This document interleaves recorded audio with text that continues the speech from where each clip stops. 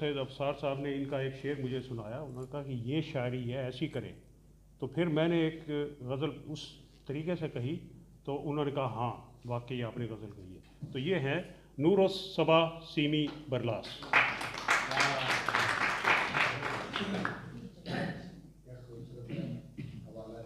بہت بہت شکریہ عادل بھائی، آپ نے اتنی اچھی طرح سے اس طرح سے حوالہ دے کر میرا تعارف کروایا ہے کہ واقعی شرمندگی سی ہو رہی ہے کہ یہ میں ہوں. آپ جیسے اچھے شاعر اور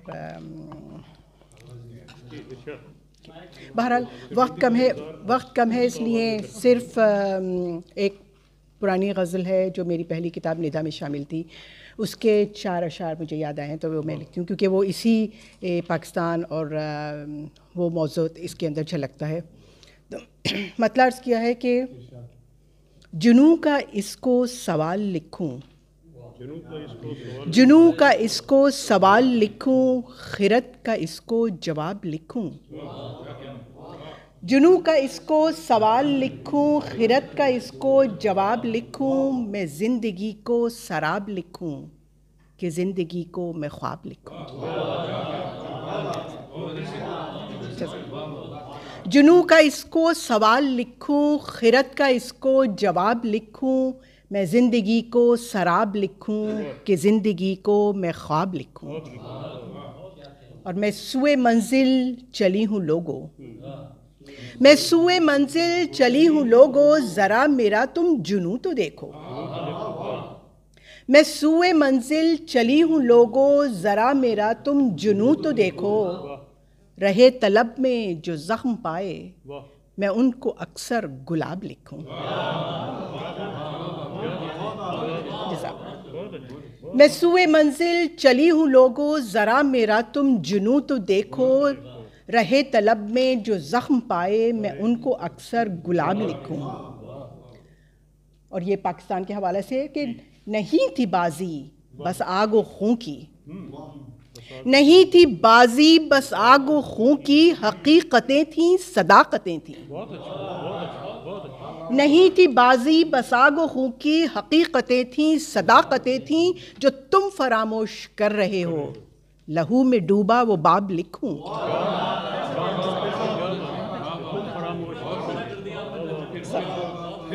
نہیں تھی بازی بس آگ و خون کی، حقیقتیں تھیں صداقتیں تھیں. نہیں تھی بازی بس آگ و خون کی، حقیقتیں تھیں صداقتیں تھیں. جو تم فراموش کر رہے ہو، لہو میں ڈوبا وہ باب لکھوں. اور آخری شعر ہے اس غزل کا کہ یہ تلخ نشتر میرے سخن کو، یہ تلخ نشتر میرے سخن کو، غم جہاں نے دیے ہیں سیمی. یہ تلخ نشتر میرے سخن کو، غم جہاں نے دیے ہیں سیمی. ملے جو فرصت جہاں کے غم سے، میں پیار بھی بے حساب لکھوں. ملے جو فرصت جہاں کے غم سے، میں پیار بھی بے حساب لکھوں. اور جنوں کا اس کو سوال لکھوں، خرد کا اس کو جواب لکھوں. کل بہت ہی محبت کے ساتھ مجھے قمر آپا نے فون کر کے اصرار کیا تھا کہ میں کچھ نہ کچھ کہوں، کچھ پڑھوں قائد اعظم کے بارے میں. تو اس وجہ سے 2-4 سطریں میں نے لکھی ہیں جو خیالات ہیں. قائد اعظم اور پاکستان اور علامہ اقبال، یہ نام سب ایک ساتھ ہی آتے ہیں ایک مثلث کی طرح سے. تو اگر ہم قائد اعظم کا ذکر کرتے ہیں تو ایز اے پاکستانی، پاکستان میں ہم نے کیا کیا، انہی خیالات کو میں نے لکھنے کی کوشش کی ہے، جس کا کچھ ذکر قمر آپا نے بھی اپنے چھوٹے سے مقالے میں کیا ہے. تو میرے اس مضمون کا عنوان ہے ہم، قائد اور پاکستان. نظم اس کے بعد ہے. ہم سب اپنے آپ کو ایک محب وطن پاکستانی کہتے ہیں.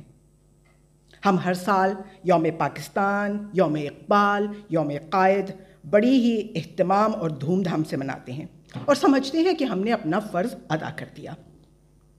اور پھر اس کے بعد باقی سارے سال اس بات کو بھول جاتے ہیں کہ ہمارے قائدین نے، ہمارے اسلاف نے اتنی قربانیاں دے کر اس ملک کو کس مقصد کے لیے بنایا تھا.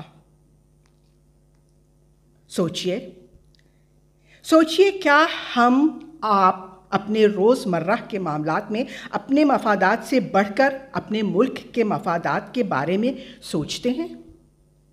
हम में से बहुत सारे उन खुश नसीबों में से हैं शायद जिन्होंने आग ही इस आज़ाद फ़ज़ा में खोली होगी, लेकिन हमने वो मुसीबतें, वो सऊबतें देखी ही नहीं जिनके बाद ये कीमती तोहफ़ा पाकिस्तान हमने हासिल किया है।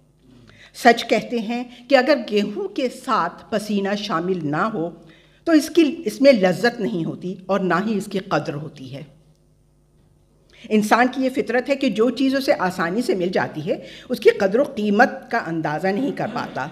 इसे इस बात का ज़रा सा भी एहसास नहीं होता कि इससे पहले आने वालों ने इन चीज़ों, इन आसाइशों को हासिल करने के लिए कितनी जद्दोजहद की, कितनी तकलीफ़ें उठाईं। अफसोस वो लोग जिन्होंने पाकिस्तान को बनाने के लिए अपने जान की बाजी लगाई थी, जो इसको एक अजीम मुमलिकत बनाना चाहते थे, वो बहुत जल्द दुनिया से रुखसत हो गए, और जो रह गए वो वक्त गुजरने के साथ साथ नामसाइद हालात से लड़ते लड़ते थक हार कर उनके जज्बे भी ठंडे हो गए। फिर ये कौम इज्तिमाई तौर पर यह बात भूल गई कि वो क्या मकासद थे जिसके लिए इस मुल्क को बनाने की ज़रूरत पेश आई थी। सबको अपने नान व नफ़क़े की फ़िक्र में ये बात बिल्कुल भूल गई कि किस लिए बनाया गया था ये मुल्क। फिर आज 72 साल के बाद आने वाली इस नई नस्ल ने ये सारी बातें एक किस्सा पारीना उसके लिए बनकर रह गई है, बल्कि कुछ मकतबा फ़िक्र तो इसको एक गलती तस्लीम करने लगे हैं।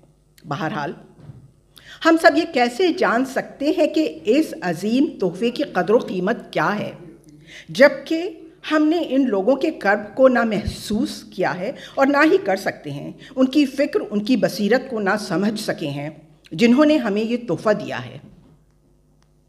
तारीख़ के औराक़ उलट कर देखिए, ज़रा उस दौर में जाइए और महसूस कीजिए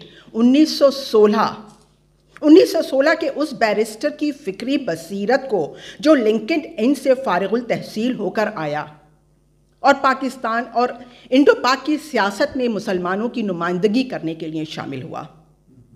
1920 के उस सियासी लीडर की दूरबीनी को जानिए कि जिसने हिंदू मुस्लिम इत्तेहाद, जो पहले तो हिंदू मुस्लिम इत्तेहाद का कायल था, मगर इस दौर के मुसलमानों की इस मुल्क में जो हैसियत थी उसको पेश नज़र रखते हुए उसने वो जान किया कि अगर मुसलमानों ने अपनी रिवायती शान व शौकत और जाहो मर्तबे के साथ को बरकरार रखना है तो इसे अपनी एक आज़ाद मुमलिकत की ज़रूरत है, जहाँ वो अपना सर उठाकर जी सकता है। वरना जिस हिंदुस्तान पर इसके आबाओ अजदा ने हुकूमत की थी, वहाँ वो 100 साल अंग्रेज़ों की ग़ुलामी करने के बाद हिंदुओं का महकूम बनकर ज़िंदगी गुजारने पर मजबूर हो जाएगा। इसीलिए 1940 में उन्होंने उनके एक मुस्लिम लीग लीडर की हैसियत से लाहौर रेजोल्यूशन की सूरत में कायद अल्लामा इकबाल के ख्वाब को कायद आज़म ने पाकिस्तान के मुतालबे की सूरत में पेश किया। अल्लामा इकबाल, लियाकत अली और दीगर रहनुमाओं के साथ मिलकर बिला आखिर वो इस कारनामे को सर अंजाम देने में कामयाब हो गए। याद कीजिए 3 जून 1947 का वो दिन जब रेडियो से ये खबर नशर की जानी थी और कायद ने पाकिस्तान के बन जाने की खुशखबरी को ब्रॉडकास्ट किया था। उन लोगों की खुशी को महसूस कीजिए जो रेडियो से कान लगाए अपने कायद के ख़िताब के इंतज़ार में बैठे थे और जो इस ख़िताब को सुनने के बाद जिनके सर सजदे शुक्र से झुक गए थे। अफसोस कि हमारे कायद जनाब मोहम्मद अली जिन्ना बहुत दिन इस मुमलिकत की निगहबानी ना कर सके, लेकिन इनका यकीन इनकी कौम पर था। वो इस आज़ाद मुमलिकत को एक बावकार कौम के हवाले करके जा रहे थे। जो इनका काम था उन्होंने कर दिया। अब ये हमारा काम है कि हम इस ملک کی سالمیت اور بقا کو مستحکم رکھیں، اور اس کے لیے ہمیں اپنے قائد کو اپنے اندر محسوس کرنا ہوگا، ان کی سوچ، ان کی فکری بصیرت کو سمجھنا ہوگا، تبھی ہم خود کو اس ملک کا وفادار، اس کا صحیح حقدار ثابت کر سکتے ہیں، ورنہ ہم صرف اس ملک کو رسوا اور قائد کو شرمندہ ہی کرتے رہیں گے۔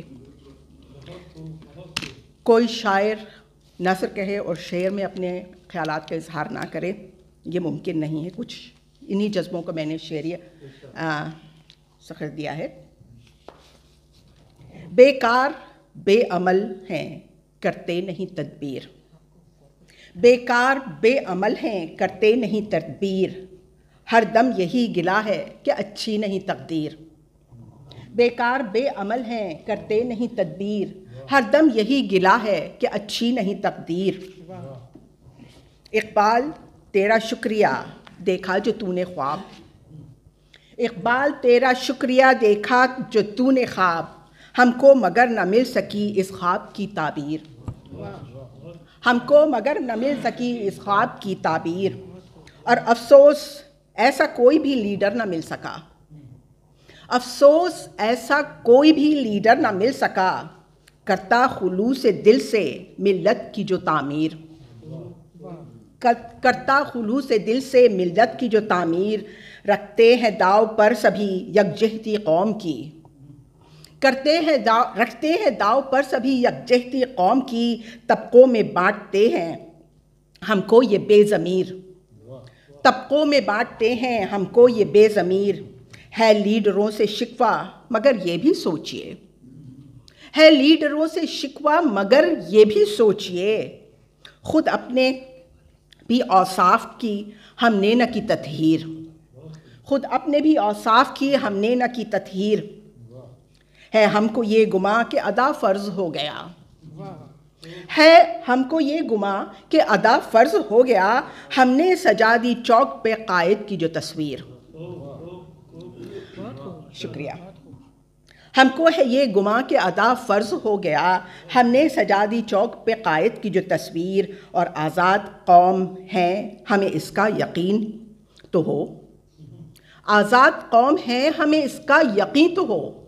یعنی آج کل ہم جو طبقوں، لسانی جھگڑوں اور ان قسم کی چیزوں میں قید ہو گئے ہیں، اپنے آپ کو تقسیم کر رہے ہیں، اس خیال کو میں نے یہ قلم بند کیا ہے کہ آزاد قوم ہے ہمیں اس کا یقین تو ہو، کٹتی نہیں یقین کے بنا کوئی بھی زنجیر، کٹتی نہیں یقین کے بنا کوئی بھی زنجیر، اور مقطع ہے کہ سیمی جو میرا کام تھا وہ میں نے کر دیا، سیمی جو میرا کام تھا وہ میں نے کر دیا، امید ہے اثر تو کرے گی میری تحریر، امید ہے اثر تو کرے گی میری تحریر۔